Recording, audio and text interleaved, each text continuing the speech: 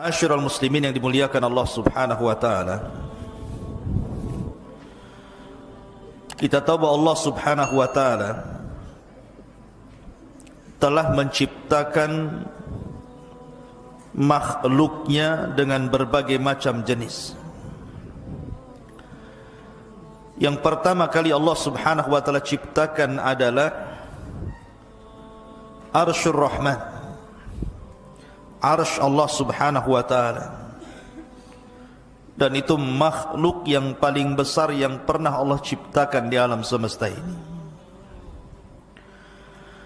Baru yang kedua ada yang mengatakan al-ma, air, karena Arsy itu di atas air. Baru setelah itu al-qalam, pena, dan lauhil mahfuz, di mana Allah Subhanahu wa taala berfirman kepada pena, catatlah segala sesuatu yang akan terjadi di alam semesta ini. Maka pena pun kemudian mencatat di sebuah papan yang disebut dengan lauhil mahfuz. Baru kemudian Allah Subhanahu wa taala menciptakan yang lainnya, sampai akhirnya Allah menciptakan langit dan bumi pada 6 hari. Allah berfirman dalam Al-Quran bahwa penciptaan langit dan bumi itu fi sittati ayyam, pada 6 hari. Ada yang mengatakan bahwa 6 hari itu pertama kali Allah Subhanahu wa taala ciptakan adalah bumi dulu selama 2 hari. Kemudian setelah itu Allah Subhanahu wa taala ciptakan langit selama 2 hari.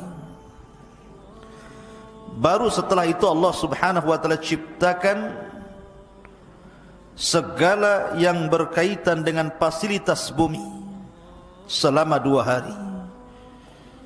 Seperti Allah ciptakan gunung-gunung, kemudian lautan, sungai-sungai, pepohonan, dan begitu seterusnya, sampai akhirnya bumi ini lengkap dengan fasilitasnya.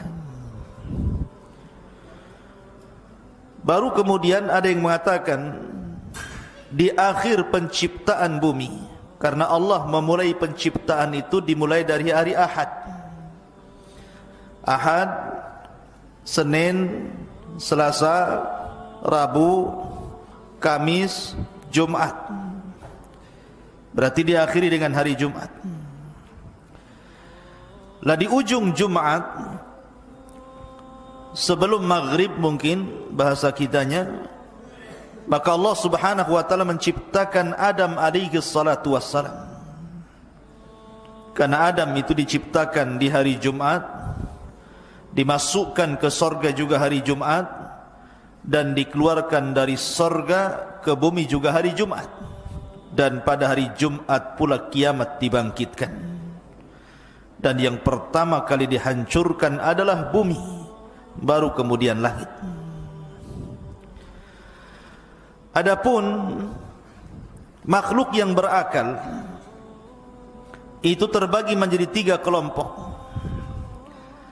Pertama malaikat, yang kedua jin, dan yang keempat manusia kita ini. Adapun malaikat, berdasarkan hadis yang sahih, khuliqatil malaikatu min nur, malaikat itu diciptakan dari cahaya. Adapun jin, khuliqatil jan min marijim min nar, jin itu diciptakan dari ujung nyala api. Adapun manusia diciptakan dari tanah. Wa khuliqat Adam bima wusifa lakum. Yang ingin saya ceritakan pada malam hari ini adalah kisah seorang jin yang saleh, akan tetapi kemudian berakhir dengan kesesatan dan menyesatkan manusia. Bicara tentang jin, Jin ini sesuatu yang wajib diimani karena disebutkan dalam Al-Quran, bahkan ada satu surat namanya surah jin. Kemudian juga disebutkan di berbagai macam hadis Nabi SAW bagaimana jin-jin itu ada yang beriman kepada syariat Rasul, kemudian menyebarkan dakwah Rasul. Artinya bahwa keberadaan jin itu harus diimani, bahwa di sekitar kita ini ada jin. Lalu bagaimana sejarahnya? Adapun tentang sejarah bangsa jin, memang tidak ada hadis yang sharih yang menjelaskan tentang asal muasal jin itu. Akan tetapi banyak riwayat Israiliyat yang sebagiannya bersanad dan sebagiannya tidak bersanad. Tentu kita akan menceritakan sebagai pengetahuan, bukan untuk dijadikan sebuah sandaran. Karena Nabi SAW bersabda, hadithu ambani Israel wala haraj. Ceritakan tentang kisah-kisah Israiliyat Bani Israel dan tidak mengapa, selama tidak bertentangan dengan Al-Quran dan Sunnah Rasul.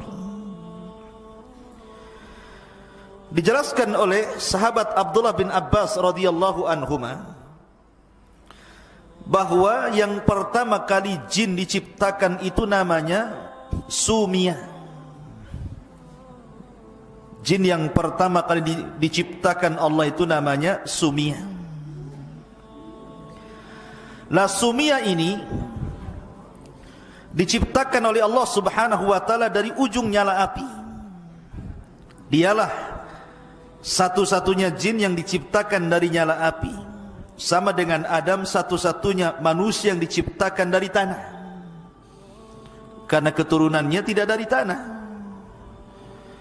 Adam itu ketika diciptakan, Allah Subhanahu wa taala sebagaimana diceritakan Imam Ibnu Katsir di dalam kitabnya Bidayah. Jadi Allah Subhanahu wa taala memerintahkan malaikat Jibril untuk mengambil tanah di bumi. Turunlah Jibril dari langit ke bumi, tapi bumi menolaknya. Bumi tidak mau ada satu tanah pun yang berkurang dari tempatnya. Maka Jibril pun naik kembali dan mengatakan kepada Allah bahwa bumi menolak. Kemudian Allah Subhanahu wa taala mengutus Mikail, juga bumi menolaknya. Sampai akhirnya Allah mengutus Malakul Maut. Kemudian bumi menolaknya, tapi Malakul Maut tidak mau kembali tanpa mengambil tanah yang diperintahkan Allah. Maka akhirnya Malakul Maut mengambil dari berbagai macam bentuk tanah yang ada di bumi. Ada yang berwarna hitam, ada yang berwarna putih, ada yang berwarna merah, macam-macam warna. Ada tanah yang keras, ada tanah yang liat, ada tanah yang mudah, ada yang tanah yang susah. Sehingga penciptaan dari berbagai macam bentuk tanah dan sifat-sifat tanah itulah yang membentuk karakter manusia. Makanya ada manusia itu kulitnya hitam. Mana yang kulitnya hitam di sini? Ah, itu dari tanah hitam tuh. Ya. Ada tanah, ada orang yang berkulit putih, mungkin dari tanah yang putih. Ada yang berkulit merah, mungkin juga dari tanah merah. Ada yang belang-belang, mungkin campuran. Ya. Kemudian juga sifat-sifatnya berbeda. Ada yang mungkin keras kepala, ada pemaaf, ada yang kadang keras, kadang pemaaf. Itu sesuai dengan karakter tanah itu. Baru kemudian tanah itu diangkat ke langit, baru dibentuk Adam alaihi salatu wassalam. Jadi satu-satunya manusia yang dibentuk dengan tanah itu hanya Adam saja. Asal penciptaan manusia dari tanah. Sama dengan jin. Bahwa jin itu yang diciptakan dari ujung nyala api itu hanya Sumia namanya. Itulah Abu Al-Jin namanya. Bapaknya jin namanya Sumia. Lah Sumia ini diciptakan oleh Allah Subhanahu wa taala 2000 tahun sebelum Adam diciptakan. bi alfai amin qabla khalqi Adam. 2000 tahun sebelum diciptakan Adam, maka Sumia ini diciptakan. Lah ketika itu, setelah Allah menciptakan Sumia, bapaknya jin ini, maka Allah Subhanahu wa taala berfirman kepada Sumia, tamanna, berangan-anganlah engkau, mintalah sesuatu kepadaku. Maka kata Sumia, bapak jin ini mengatakan, atamanna an nara wa la nura wa an naghiba fi thara wa an yasira kahlana syababan. Kata beliau, kata bapaknya jin ini, kami hanya mengharap kepadamu ya Rabb, agar kami bisa melihat dan tidak bisa dilihat. Makanya jin itu bisa melihat kita, tapi kita tidak bisa melihat jin. Allah mengatakan dalam Al-Quran, dalam Al-Quran gimana? Innahum yarakum min haitsu la tarawnahum. Sesungguhnya mereka melihat kalian, tapi kalian tidak bisa melihat mereka. Innahum yarakum min haitsu la tarawnahum. Karena itu permintaan bapaknya jin mengatakan, atamanna an nara wa la nura. Kami hanya mengharap kami bisa melihat tapi tidak bisa terlihat. Tetapi ini di dunia. Maka di akhirat sebagai bentuk keadilan Allah, kita yang akan melihat jin, tapi jin tidak bisa melihat kita di akhirat nanti. Wa an naghiba fi thara, dan agar kami bisa menghilang di tengah-tengah padang pasir, enggak ada yang mampu melihat kami. Wa an yasira kahlana syaban, dan agar tetap muda terus dan tidak pernah tua. Itulah permintaan Sumia, bapaknya jin ini. Kemudian Allah Subhanahu wa taala berikan tempat di bumi. Diberikan tempat di bumi, wa askanahul arda man yasha'u fiha, terserah mau apa dia di bumi itu. Wa hakadha kanal jinnu awal man abadallaha fil ardi. Maka Sumia inilah jin yang pertama kali yang beribadah kepada Allah di permukaan bumi. Belum ada manusia di bumi. Bumi ini diciptakan oleh Allah untuk jin pertama kali. Akan tetapi setelah kemudian Sumia ini kemudian diberikan keturunan yang banyak oleh Allah Subhanahu wa taala, sampai akhirnya Sumia pun meninggal dunia. Maka datang generasi setelahnya. Lah generasi setelahnya ini tidak bersyukur kepada Allah. Mereka sudah diberikan nikmat oleh Allah Azza wa Jal untuk melihat dan tidak bisa terlihat. Diberikan oleh Allah usia yang panjang sehingga mereka tetap muda. Diberikan fasilitas di bumi dan seluruh kenikmatannya, mereka tidak bersyukur. Justru mereka itu malah menumpahkan darah dan saling membunuh sesama mereka. Makanya ketika Allah Subhanahu wa taala menciptakan Adam, kemudian Adam sudah berbentuk manusia, dibiarkan selama 40 tahun mengeras dan belum ditiupkan roh. Maka malaikat mengintip, ini Allah sedang menciptakan makhluk apa ini? Maka para malaikat pun kemudian datang kepada Allah dan mengatakan, ataj'alu fiha man yufsidu fiha wa yasfikud dima wa nahnu nusabbihu bihamdika wa nuqaddisu lak.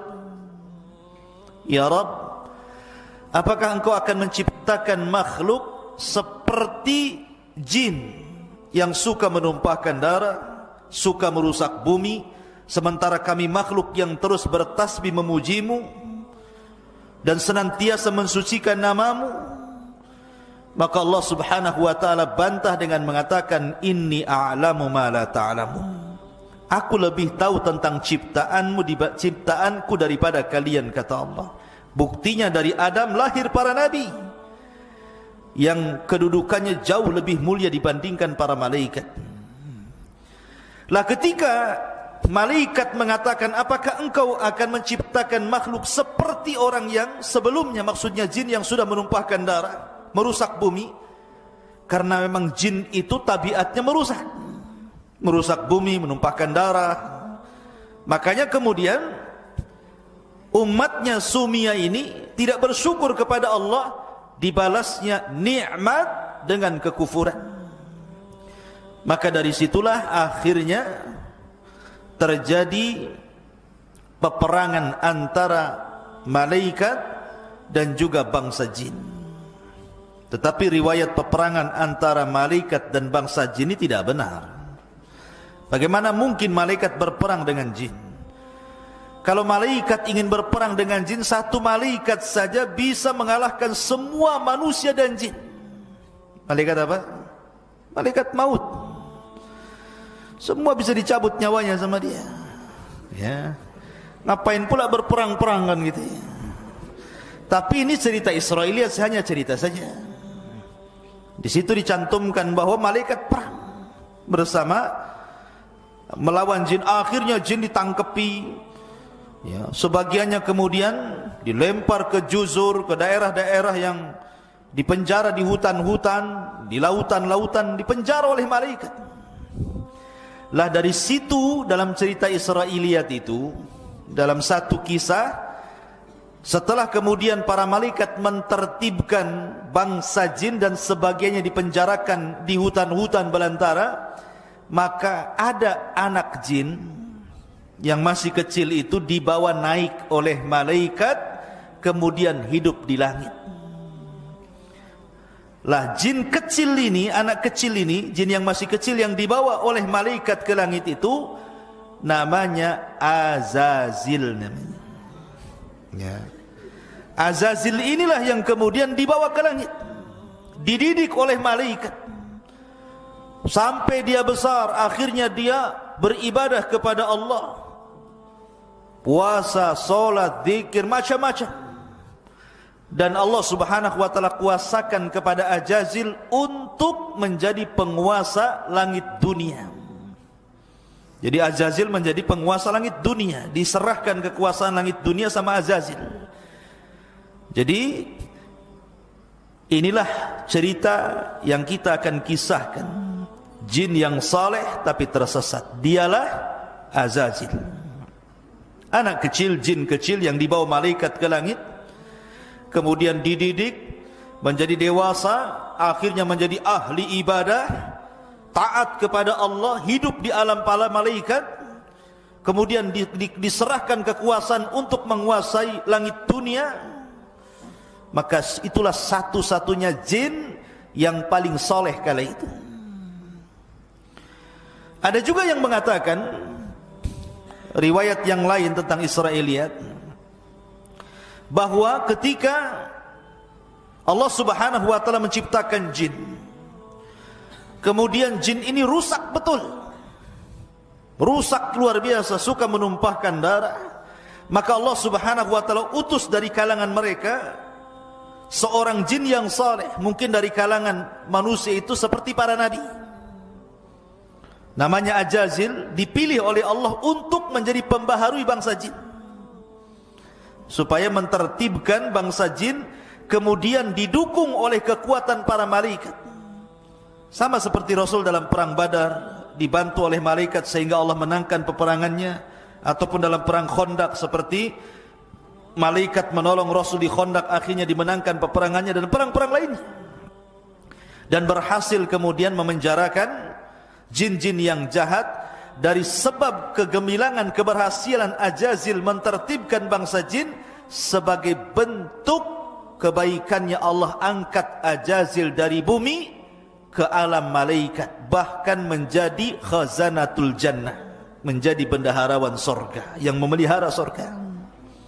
Itu kisah Israiliyat sekali lagi ya. Seperti itu kisahnya. Lah setelah kemudian Azazil ini berada di alam malaikat, hidup bersama para malaikat, beribadah layaknya malaikat. Makanya kemudian ada khilaf di antara ulama, Azazil ini sendiri nama Israiliyat, tidak ada dalam Quran Sunnah. Tapi itulah jin yang paling soleh ketika itu. Sehingga para ulama mengatakan, apakah Ajazil ini, jin iblis ini, bagian daripada malaikat ataukah dia bagian daripada jin? Maka karena hidup di malaikat, di alam malaikat masalahnya. Tetapi ulama menguatkan bahwa Ajazil itu bukan malaikat, tetapi jin. Berdasarkan Al-Quran, Allah mengatakan, kana minal jinni fa fasaqa an amri rabbi. Ajazil itu bagian daripada jin yang berbuat fasik kepada perintah Allah. Singkat cerita bahwa Ajazil hidup dengan para malaikat, beribadah layaknya malaikat, menjadi jin yang paling soleh. Sampai pada waktunya Allah subhanahu wa ta'ala ingin menciptakan makhluk yang berbeda, bukan malaikat, bukan juga jin, manusia. Maka Allah subhanahu wa ta'ala menciptakan manusia, kemudian disebut Adam. Kenapa Adam? Karena diciptakan dari adim. Adim itu tanah yang ada di bumi, maka makhluk itu disebut Adam alaihi salatu wassalam. Lah ketika Allah subhanahu wa ta'ala menciptakan Adam itu, Allah beri 4 kelebihan. Kenapa? Menghindari supaya jin jangan sombong, Ajazil itu jangan sampai sombong. Kelebihan pertama, Adam itu diciptakan oleh kedua tangan Allah. Khalaqtu biyadai, aku ciptakan Adam dengan tanganku. Yang kedua, wa nafakhtu min ruhi, yang meniupkan ruh ke jasad Adam Allah sendiri, bukan malaikat yang diutus untuk meniupkan ruh. Kemudian yang ketiga, asjadalahul malaikah, Allah perintahkan seluruh malaikat sujud kepada Adam. Dan tidak ada perintah Allah kepada para malaikat sujud kepada Ajazil. Kemudian yang keempat, Allah ajarkan pengetahuan dibandingkan yang lainnya. Wa 'allama Adamal asma'a kullaha. Allah ajarkan nama-nama segala sesuatu. Sebagian ahli tafsir mengatakan yang dimaksud nama-nama di sini artinya Adam diajarkan bahasa, seluruh bahasa yang akan diucapkan seluruh keturunannya. Di kita saja ada bahasa Padang. Kalau Adam hidup hari ini kemudian ke Padang, maka dia akan bahasa Padang. Ya, ya seperti itu. Ada bahasa Madura. Kalau Adam hidup hari ini kemudian ke Madura, dia akan pakai bahasa Madura. Ada bahasa Jawa. Kalau Adam kemudian ke Jawa, pasti dia akan bahasa Jawa. Piye kabare? Pakai bahasa Jawa kan itu. Atau ke Sunda, kumaha kabarna? Sararehat kan itu. Pasti akan bisa tuh. Ya. Dia kemana saja, bahasa yang diajarkan atau yang dikuasai keturunannya Adam itu tahu. Itu artinya Allah ajarkan nama-nama segala sesuatu, artinya Allah ajarkan seluruh bahasa yang akan diucapkan oleh kaumnya. Ke Cina pakai bahasa Cina. Seperti apa bahasa Cina itu? Kaipo. Bahasa kitanya kepo. Tahu kepo? Kepo itu kayak polisi, tukang tanya. Orang Cina bilang kaipo, pengen tahu urusan orang, ya kan? Jadi Adam itu kemana? Sebutkan ke Amerika, pasti bahasa Inggris dia ngomong. Semua bahasa, bahasa India bisa, semua bahasa bisa. Itulah kelebihan Adam, diberikan pengetahuan yang tidak diberikan kepada jin ataupun malaikat. Bahkan ketika Allah subhanahu wa ta'ala berfirman, Thumma a'radahum 'alal malaikati faqalu anbi'uni bi asma'i haula'i in kuntum shadiqin. Mereka mengatakan, qalu subhanaka la ilma lana illa ma 'allamtana innaka antal alimul hakim. Malaikat nyerah, tidak sanggup. 4 keutamaan Adam inilah yang menjadikan Adam unggul di atas malaikat, bahkan di atas seluruh bangsa jin sekalipun.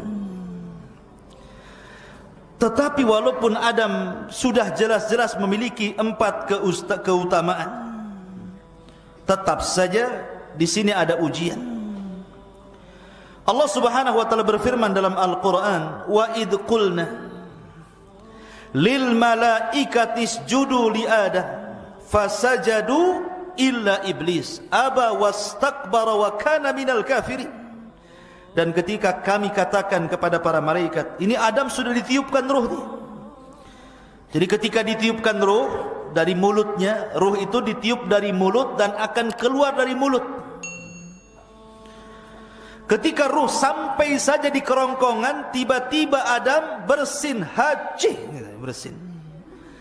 Maka Adam dikatakan oleh Allah, katakan ya Adam, alhamdulillah. Maka Adam mengucapkan alhamdulillah. Maka Allah mengatakan yarhamuka rabbuk. Makanya sunnah, kalau antum bersin baca alhamdulillah, yang mendengar jawab yarhamukallah. Kemudian ketika ruh sudah sampai di tangan, belum sampai di kaki, Adam melihat buah-buahan, maunya diambil saja, pada ruhnya belum sampai ke kaki itu. Udah lapar, dia pengen makan. Maka dari situ manusia menjadi umat yang terburu-buru. Allah mengatakan dalam Al-Quran, khalaqnal insana min ajal. Kami ciptakan manusia terburu-buru. Kalau ingin hari ini, kalau bisa hari ini nampak di hadapannya. Itulah manusia. Ketika betul-betul ruh sampai di kaki, maka Allah Subhanahu wa taala berfirman kepada Adam, ya Adam, idhhab ila haula'il malaika. Pergi kau temui para malaikat itu. Maka Adam pun kemudian menemui para malaikat. Kemudian ucapkan ya Adam, assalamu alaikum. Maka Adam pun mengucapkan assalamu alaikum, dijawab malaikat wa alaikum salam. Maka Allah mengatakan fa innahu tahiyyatuka wa tahiyyatu ummatika min ba'dik. Itulah salam penghormatan dirimu dan salam penghormatan umat setelahmu. Makanya assalamualaikum menjadi sebuah salam yang menjadi syariat kita. Ketemu assalamualaikum, waalaikumsalam. Ya. Lah setelah itu kemudian Allah kemudian memerintahkan seluruh malaikat. Lah ketika itu Ajazil ada di situ. Ajazil itu ada di antara malaikat. Maka kemudian Allah Subhanahu wa taala perintahkan mereka sujud semua, termasuk Ajazil. Semua malaikat sujud kecuali Ajazil. Apa yang menjadikan Ajazil tidak mau sujud? Aba wastakbara wa kana minal kafirin. Enggan, sombong, termasuk orang kafir. Kenapa bisa enggan dan sombong? Karena sebelumnya Ajazil ini, ketika Adam masih mengeras belum ditiupkan ruh, itu suka jalan-jalan nengok-nengok. Kadang dipegangnya patung Adam itu, masuk dari lubang telinga, keluar dari lubang hidung.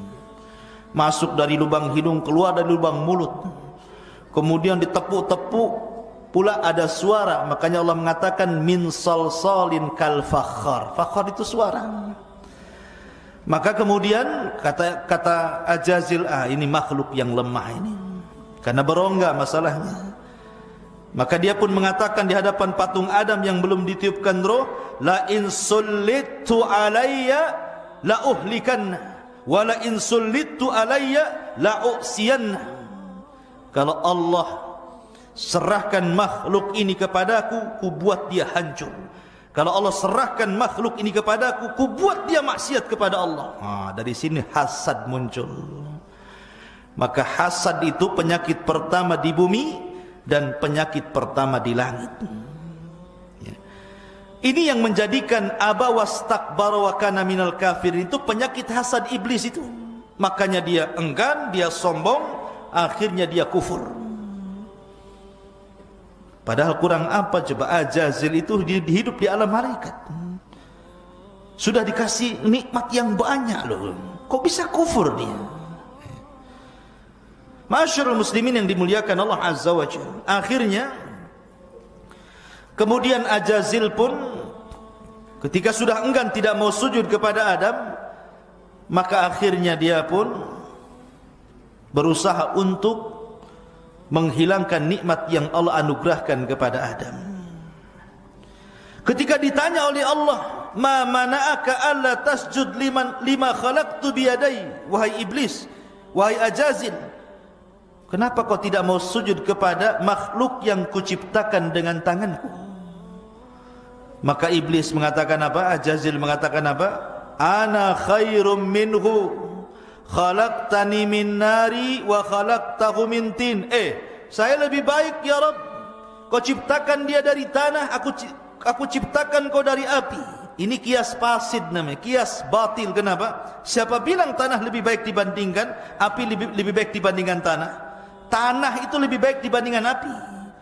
Dengan tanah bisa bangun rumah, dengan tanah bisa berkebun, dengan tanah bisa bercocok tanam, dengan tanah bisa beternak, macam-macam. Api bisa apa? Api itu hanya membakar saja, ngancurin orang, ngancurin rumah, ngancurin bangunan. Ini kias batil namanya. Ya. Maka yang pertama kali mengkias batil itu ya iblis ini. Lah dari situlah Allah kemudian melaknat Ajazil. Sejak dilaknat itulah dia menjadi iblis, ya. Menjadi iblis. Lah akhirnya kemudian ketika Allah Subhanahu wa ta'ala memasukkan Adam ke sorga, jadi ketika itu Adam tidur, setelah bangun kaget, kok ada cewek di sebelahnya, ya kan? Akhirnya kemudian ditanya, "Man anti, siapa kamu?" Kata perempuan ini, "Ana Hawa, saya adalah Hawa. Saya diciptakan dari tulang rusukmu." Makanya Rasul mengatakan apa? Khuliqatil mar'atu min dila'in. Diciptakan perempuan itu dari tulang rusuk yang paling atas, yang paling bengkok. Kalau dipaksa diluruskan, patah dia. Kalau dibiarkan tetap bengkok, kata Rasul. Makanya nanti nih, antum kau keluar ke sini, kemudian menikah, dapat istri, kewajiban antum apa? Harus meluruskan. Harus meluruskan. Jangan suami ikut-ikut bengkok. Nanti suami bengkok namanya. Jadi ketika di sampingnya ada Hawa ini, maka Allah berfirman kepada Adam dan Hawa, "Uskun anta wa zaujukal jannah." Kalau gitu masuk kau ke dalam surga. Masuk kau ke dalam surga. Nikmati apa yang ada di surga itu. Di surga itu nikmat yang luar biasa. Mala ainun ra'at, kenikmatan tidak bisa dilihat mata. Wala udhunun sami'at, kenikmatan tidak bisa didengar telinga. Wala khatara ala qalbi bashar, kenikmatan yang terlintas dalam pikiran pun tidak bisa. Saking nikmatnya. Kurang apa nikmat surga itu? Allah uji Adam, kau boleh makan buah-buahan di situ, kau boleh minum dari berbagai macam jenis minuman di situ, tapi tolong wala taqraba hadhihi syajarah, jangan dekat satu pohon ini. Itu saja. Ribuan pohon kau ambil buahnya, tapi yang satu pohon ini jangan kau dekat-dekat. Iblis tahu kelemahannya. Ketika itu iblis berada di luar sorga, sudah tidak bisa lagi masuk ke sorga, karena sudah dikeluarkan dari sorga. Kemudian Allah buat jaga sorga dengan para malaikat. Iblis tidak bisa masuk. Rupanya Allah takdirkan ada binatang berbentuk ular yang boleh keluar masuk sorga dan tidak dihalau malaikat. Dari sini maka akhirnya iblis pun bekerja sama dengan ular itu untuk masuk ke dalam sorga. Ular ini pula kemudian terpengaruh dengan iblis tadi. Akhirnya iblis sembunyi di rongga ular, masuklah berhasil ke dalam sorga. Makanya ketika nanti iblis turun ke dunia, kemudian membuat istana di tengah lautan, maka dijaga oleh ular-ular di situ. Berdasarkan beberapa riwayat, ya. Maka akhirnya setelah masuk ke dalam surga, Allah tahu, tidak mungkin Allah tidak tahu. Kenapa Allah tidak cegah? Karena Allah itu idza arada syai'an ahya asbabah. Kalau menghendaki sesuatu pasti akan dihidupkan sebabnya. Karena Adam itu akan diciptakan oleh Allah menjadi khalifah fil ardi, kan itu. Inni ja'ilun fil ardi khalifah. Berarti Adam itu bukan hidup di sorga tapi di bumi. Tapi bagaimana caranya Adam ke bumi? Disinilah maka dibiarkanlah ular itu masuk. Sesampainya kemudian di dalam sorga, akhirnya iblis ini berkongsi dengan ular. Mungkin bahasa kitanya, hei lar, gitu ya. Ular, kau kasih was-was lah si Hawa tuh, biar aku yang ngadepi Adam, katanya. Akhirnya kongsilah dua makhluk yang jahat ini. Ular memberi was-was kepada Hawa, kemudian iblis datang kepada Adam. Fawaswasa lahuma syaitan. Maka syaitan pun, iblis pun memberikan was-was kepada Hawa. Kemudian iblis datang kepada Adam, was-was tidak bisa. Akhirnya membuat cara lain. Dengan apa? Cara sumpah dusta. Wa qasamahuma inni lakuma laminan nasihin. Maka si iblis dan ular bersumpah kepada Adam dan Hawa bahwa mereka adalah orang yang ahli nasihat. Surga itu ala malaikat, ikhwan. Tidak mungkin ada orang bersumpah untuk sebuah kedustaan, karena belum pernah terjadi orang bersumpah untuk kedustaan, apalagi di langit, di alam malaikat, di surga lagi. Gak mungkin. Akhirnya kemudian Adam percaya saja. Ketika iblis mengatakan, ya Adam, demi Allah, sebenarnya Allah larang dekat-dekat pohon itu karena dua perkara, antakuna malakaini au takuna minal khalidin. Agar Allah tidak jadikan kau malaikat atau kau jadi kekal di surga. Makanya Allah larang kau dekat-dekat, katanya. Karena melihat, tidak mungkin dia bersumpah kok dusta, gitu ya. Dari sinilah Adam terpengaruh dengan sumpah iblis. Didekati pohon itu, dimakanlah buah larangan itu. Tiba-tiba apa yang terjadi? Allah buat lepas seluruh pakaian ahli sorga dari badan Adam dan Hawa. Kedua auratnya tampak. Maka Adam malu, Adam lari bersembunyi di pohon-pohon. Hawa malu kemudian lari di pohon-pohon. Tapi Allah mengatakan, mau kemana hendak kau pergi wahai Adam? Kau mau sembunyi di mana? Maka Adam hanya mengatakan, tidak ya Rabb, aku tidak bersembunyi. Fa inni astahyaituka ya Rabb, aku hanya malu kepadamu. Dari kejadian inilah Allah berfirman, ihbitu minha jami'a, keluar kalian. Hei Adam, hei Hawa, hei iblis, hei ular, keluar kamu dari surga ini. Maka akhirnya mereka diletakkan di bumi.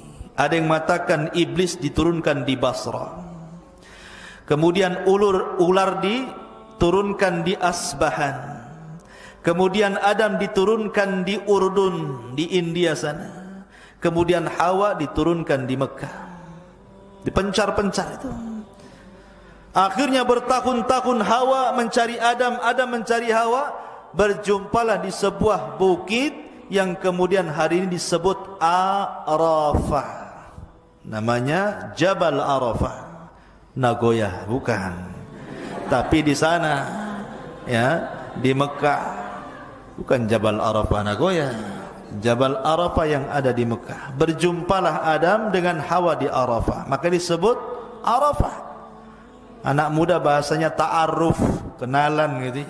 Arafah ya. Maka dari situlah Adam melihat Hawa, Hawa melihat Adam. Berbahagialah keduanya dipertemukan. Maka sepakat keduanya bertobat kepada Allah. Dan kalimat yang pertama diucapkan keduanya, Rabbana zalamna anfusana wa illam taghfir lana wa tarhamna lanakunanna minal khasirin. Inilah kalimat pertama yang diucapkan di bumi.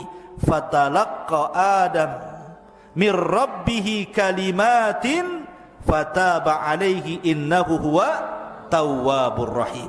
Ini kalimat yang diajarkan pertama kali adalah kalimat Rabbana ya Rabb kami, zalamna anfusana, diri kami telah mendolimi diri kami ya Rabb. Fa illam taghfir lana, kalau engkau tidak mengampuni dosa kami, lanakunanna minal khasirin, tentu kami menjadi hamba yang rugi. Fataba alaih, dan Allah pun mengampuni dengan tobatnya Adam. Berbeda pula dengan Ajazil yang sudah berubah menjadi iblis. Bukannya bertobat kepada Allah, malah dia pula kemudian bersumpah, wa bi'izzatika la ughwiyannahum ajmain, ya Rabb, karena kemuliaan. Dalam ayat yang lain, fabima aghwaitani, karena engkau sudah membuat aku sesat. Celaka nih kata-kata iblis. Dia yang mau sesat, kenapa pula Allah yang membuat dia sesat? Dia mengatakan fabima aghwaitani, gila si iblis ini. Fabima aghwaitani, karena engkau sudah menyesatkan aku. Seolah-olah yang menyesatkan, yang dia mau sendiri sesat gitu ya.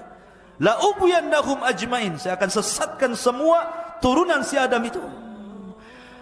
Akhirnya dari sinilah genderang perang terjadi, dimulai antara kubu Adam dan kubu iblis CS.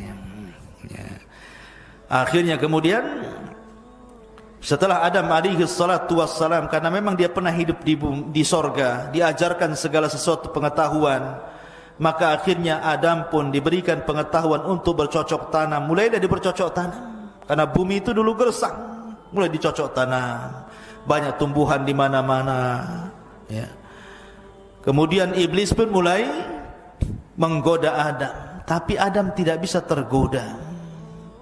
Hawa tidak bisa tergoda, karena duanya sudah bertobat, tidak mau lagi bermaksiat kepada Allah.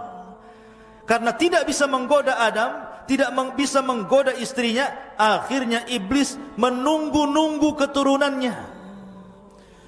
Ketika Hawa melahirkan 20 kali, sekali melahirkan selalu kembar, perempuan laki-laki.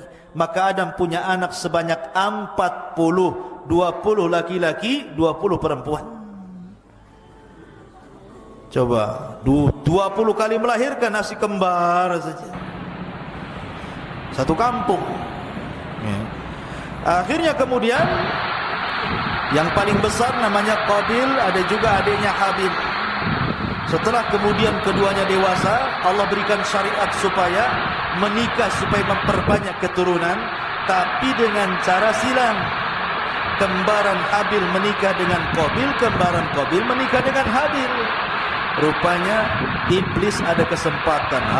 Ini kesempatanku untuk menggoda turunan Adam. Datanglah dia kepada Qabil. Bil, kau tengok tuh kembaran si Habil tu, cantik tak?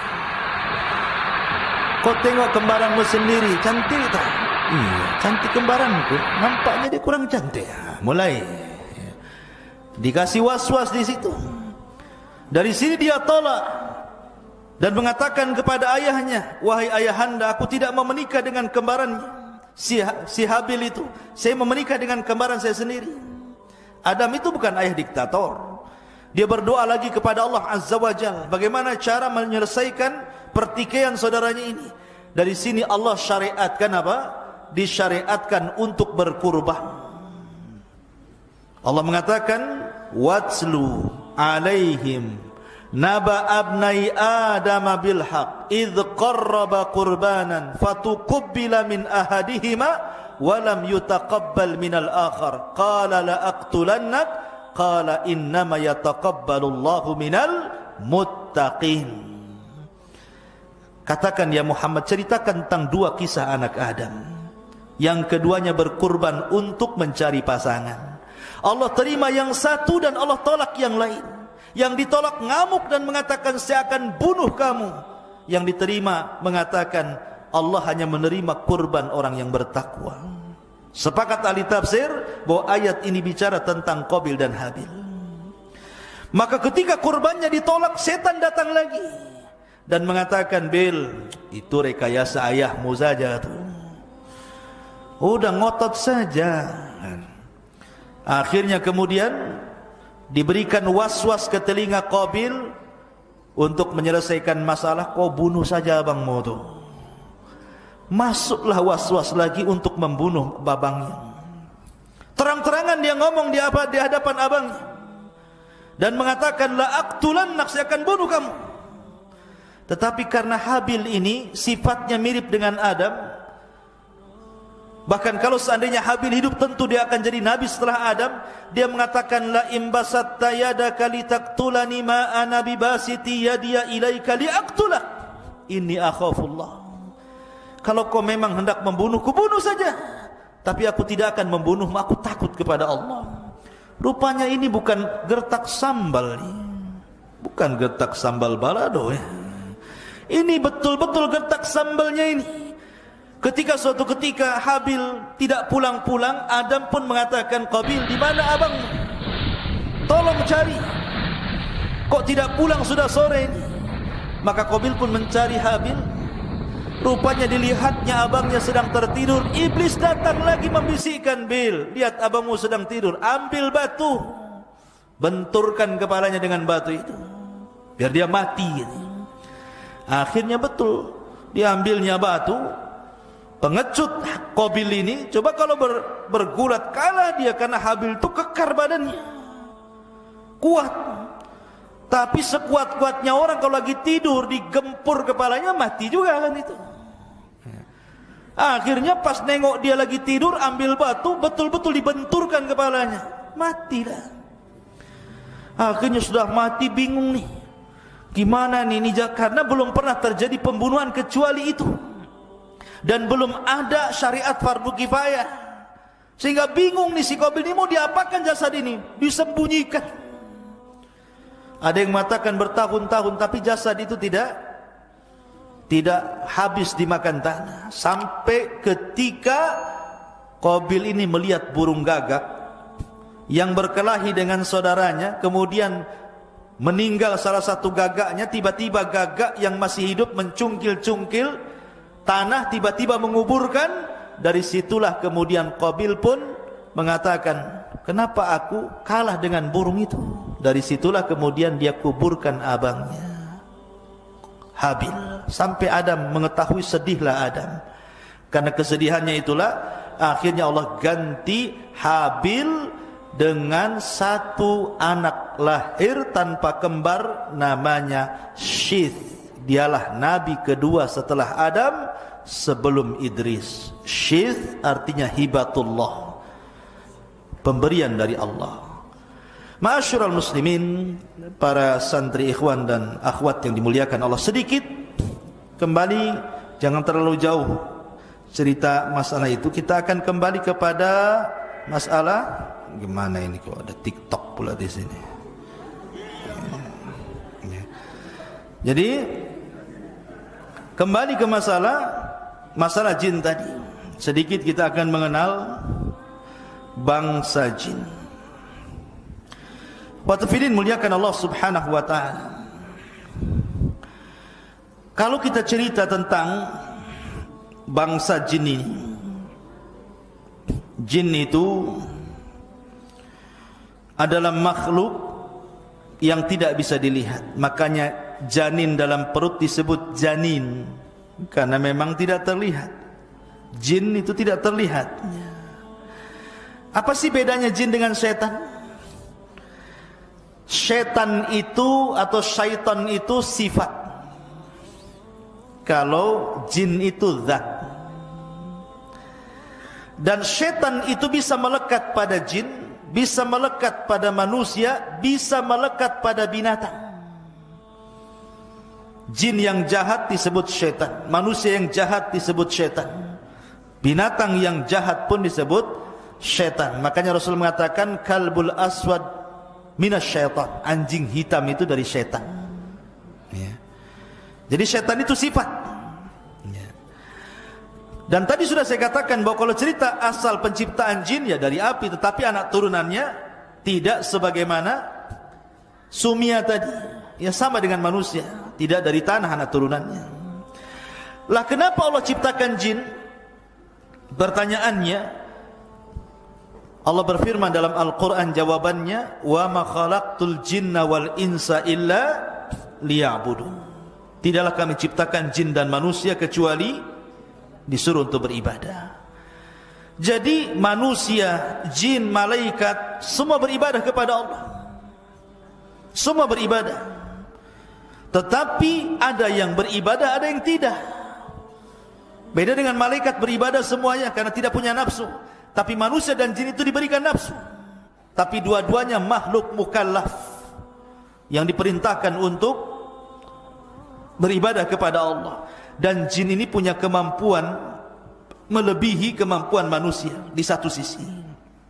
Seperti jin ini bisa memindahkan istana. Ingat ketika Nabi Sulaiman mendengar ada kerajaan dipimpin Ratu Balqis, dan Sulaiman ingin memindahkan kerajaan itu ke negerinya dari Yaman ke Palestina. Apa yang dikatakan Ifrit itu bawahannya iblis. Dia mengatakan, Sulaiman, aku akan pindahkan istana itu sebelum kau berdiri dari tempat dudukmu, qabla an taquma min maqamik. Lihat, ini kemampuan jin bisa memindahkan istana. Kalau hanya nyolong uang di celengan lebih mudah bagi jin. Ya, kalau antum hilang uang di lemari berarti ada jin yang ngambil. Jin dari manusia.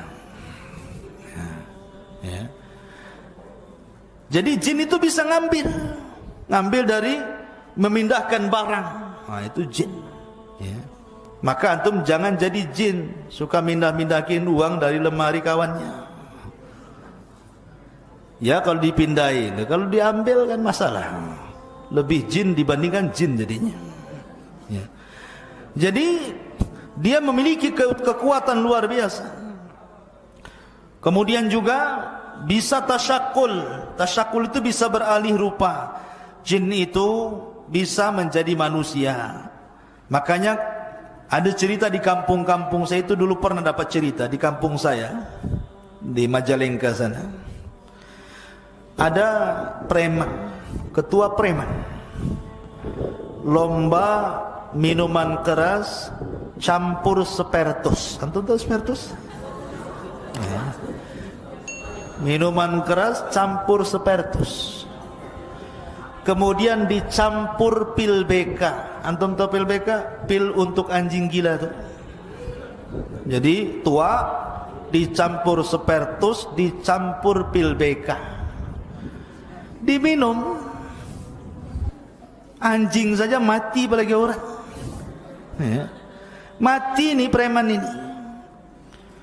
Rupanya kawan-kawan premannya selama seminggu tidak ada yang berani keluar rumah. Rupanya preman takut hantu. Kemudian cerita-cerita katanya kepala premannya hidup lagi. Di mana tuh? Tuh sering nongkrong di jembatan. Berarti bukan si tampan jembatan itu ya. Di situ. Lah sekarang pertanyaannya, mungkinkah orang yang sudah mati hidup lagi? Kita katakan tidak mungkin, mustahil. Tetapi pertanyaan, siapa yang nongkrong di jembatan itu? Maka sebagian para ulama, boleh jadi itu jin korin namanya. Setiap manusia itu ada korin. Ada korin dari malaikat, ada korin dari jin. Lah jin korin itulah yang terkadang tasyakul orang yang sudah mati, karena dia kawan orang ini sebelum matinya, jadi dia bisa tasyakul persis wajahnya seperti dia untuk menakut-nakuti manusia. Jadi jin itu bisa tasyakul, bisa berbentuk anjing, terkadang tasyakul seperti anjing hitam, terkadang juga berbentuk seperti kucing hitam, terkadang seperti gagak, terkadang seperti keledai, terkadang seperti kuda, macam-macam. Ya, karena Rasul mengatakan anjing hitam dari setan, bukan berarti semua anjing hitam setan, bukan. Terkadang keumuman jin itu suka dengan anjing hitam, maka kalau berbentuk anjing hitam, nah, bisa saja itu jelmaan jin atau ya anjing kan gitu. Intinya bahwa jin itu bisa tasyakul seperti itu. Makanya kalau ada ular di rumah, atau umpamanya ada ular masuk pesantren antumnya, itu jangan langsung dibunuh. Ada cerita di zaman Rasul. Ketika perang Khandaq, para sahabat itu kan gali parit, menggali parit. Jadi mereka meninggalkan istri-istri mereka di rumah. Tetapi Nabi SAW disuruh membekali istri-istrinya dengan senjata. Dikhawatirkan ada serangan, karena dalam perang Khandaq itu kaum muslimin dikepung dari berbagai macam penjuru. Makanya Al-Quran menyebut dengan perang Ahzab. Ahzab itu kelompok-kelompok, karena kaum muslimin dikepung oleh musyrik Arab, Yahudi, munafik. Pokoknya ketakutan luar biasa. Maka istri-istri mereka dibekali pentungan atau senjata untuk mementung apalah kalau ada musuh. Rupanya ada seorang sahabat, istrinya itu di rumah mendapati ada ular. Karena ada ular, refleks saja diseranglah ular itu, tapi akhirnya ular itu menyerang istrinya. Datang suaminya setelah menggali Khandaq, dibunuhlah ular itu.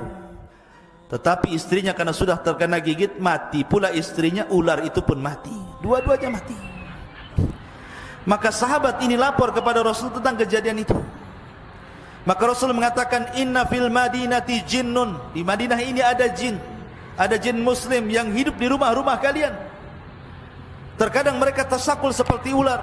Kalau mendapati ular di rumah kalian, jangan dibunuh dulu, tetapi katakan kepada dia, wahai ular, kalau engkau memang seorang muslim, jin yang muslim, bertakwalah kepada Allah, keluar kau dari sini. Sambil buka pintu. Ya, kalau disuruh keluar, pintu lah ditutup, mau keluar dari mana? Kan itu. Nggak mau keluar juga. Ngomong lagi, kalau kau jin yang muslim, keluar. Bertakwalah kau kepada Allah, sampai 3 kali.